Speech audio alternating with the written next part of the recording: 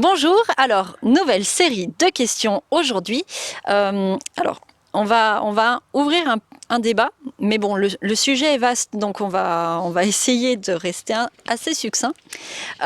Donc toi coach Fab, Fabrice, toi tu es coach athlète. Oui. Donc on sait qu'un coach athlète, bah, ça fait courir les gens, c'est le running, c'est l'athlétisme, la course à pied, etc. Mais par rapport à notre sujet qui nous intéresse depuis le début de cette série d'interviews, est-ce qu'un coach athlète a d'autres fonctions qu'est-ce qu'il peut apporter finalement?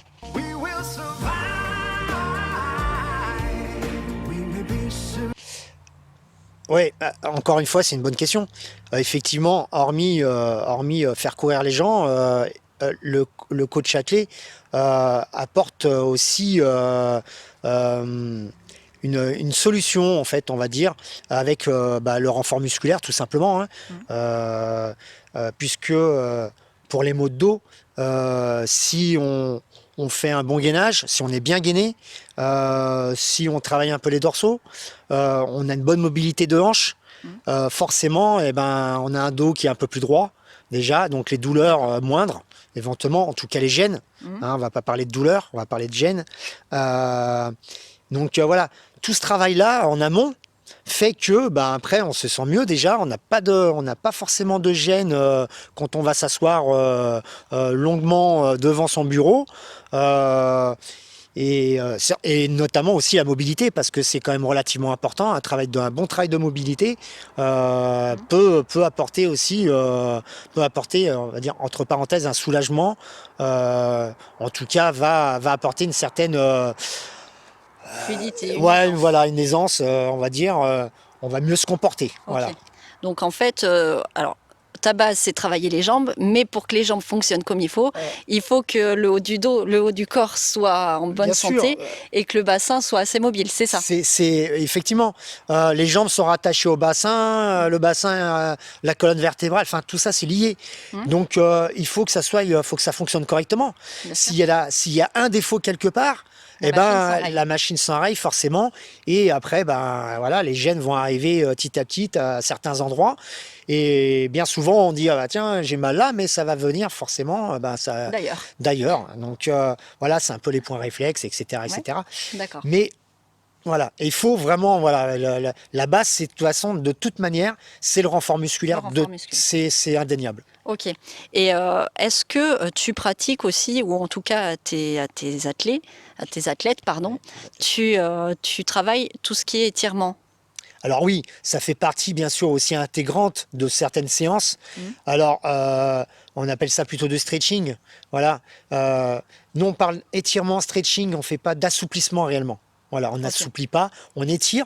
Pourquoi un étirement? Parce que tout simplement, un étirement relaxe le muscle. Il Hum, est là pour relaxer le muscle. On le fait sans douleur.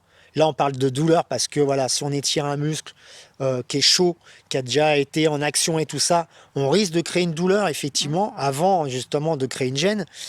C'est le cri d'alarme du corps. Donc, du coup, oui, effectivement, on fait du stretching pour pouvoir un petit peu. Et puis, ça permet de récupérer. Si on a fait vraiment un effort assez violent, assez intense, eh ben, les étirements font partie du panel, justement, du coureur à pied, où il faut un petit peu se relaxer, donc étirer, ok. effectivement. Ok. Donc du coup, une personne qui a des problèmes de dos, par exemple, si elle fait du renforcement musculaire et un peu d'étirement de D'étirement, stretching, déjà, ça elle va. va trouver des solutions. Ah oui, déjà, ah oui, oui, supplémentaire. Je dis Hmm. pas, il faut des fois avoir, voilà, il faut faire d'autres choses finalement, des fois un petit peu de, effectivement, un peu de massage ou un peu de rééducation approfondie, on va dire, Hmm. pour que ça aille mieux. Mais déjà, c'est une base. D'accord, Voilà, d'accord. Au final, il faut trouver son combo gagnant pour être c'est en ça. meilleure C'est forme. exactement ça, ouais. Mais en même temps, j'aurais envie de dire que l'un ne va pas sans l'autre. Bah, je te rejoins sur ce côté-là, effectivement. Très bien. Et ben voilà, vous savez tout. Maintenant, bah, on passe à la suite. Euh, donc Aurélie, moi j'ai une petite question finalement. Elle n'est pas très simple, je te dirais. Euh, Comme j'ai dit tout à l'heure, moi je travaille beaucoup sur les étirements, Hmm. un peu de relaxation. Mais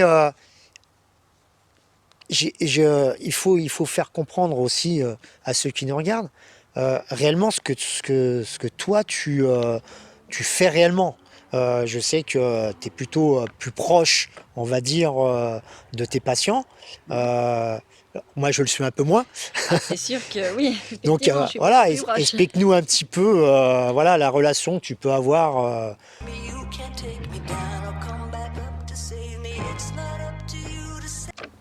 Alors, oui, en fait, moi, de par ma pratique, forcément, le toucher, j'ai un contact physique avec les gens. Donc, forcément, je suis plus proche que toi. Moi, je les engueule pas, hein. Je leur crie pas dessus. C'est pas faux. Au contraire. Par contre, voilà, moi, je vais travailler vraiment la structure des muscles.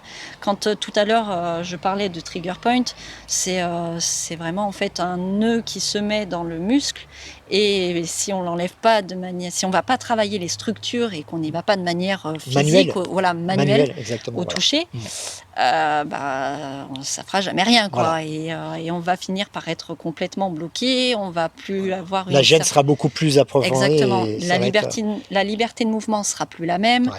Et dès qu'on va vouloir faire un effort, ou même ne serait-ce que rester assis pendant 4 ou 5 heures devant son PC, comme ça arrive bien souvent quand on a un travail de bureau ou dans une voiture ou peu importe, et la gêne va venir beaucoup plus rapidement.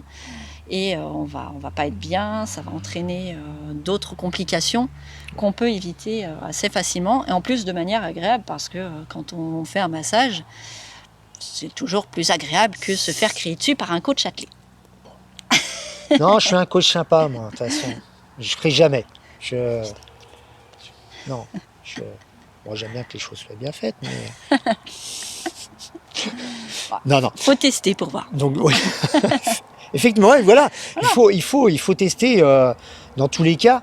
Parce que finalement, tu travailles sur des points réflexes du corps, finalement. C'est un peu ça.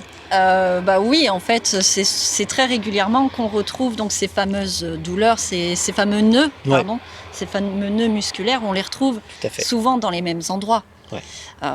Souvent, on les retrouve, ce qu'on appelle le nœud primaire, pour rester simple, c'est le nœud principal, celui qui va faire mal, de manière très schématisée. Hein. Ouais.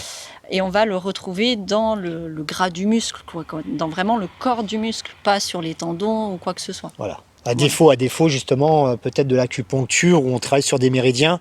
Et là, c'est plutôt sur des articulations. Exactement. Voilà. Moi, je reste concentrée sur les structures des muscles. Je ne vais pas forcément travailler sur les articulations ou les méridiens, si ça arrive. Peut-être, oui, effectivement, des points. Tu dois avoir des points de méridien, voilà. Effectivement.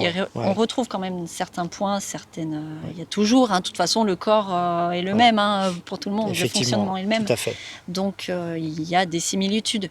Mais le principal, c'est surtout... ces points, ces nœuds qui sont formés dans le corps du muscle. Dans la structure, ok. Voilà.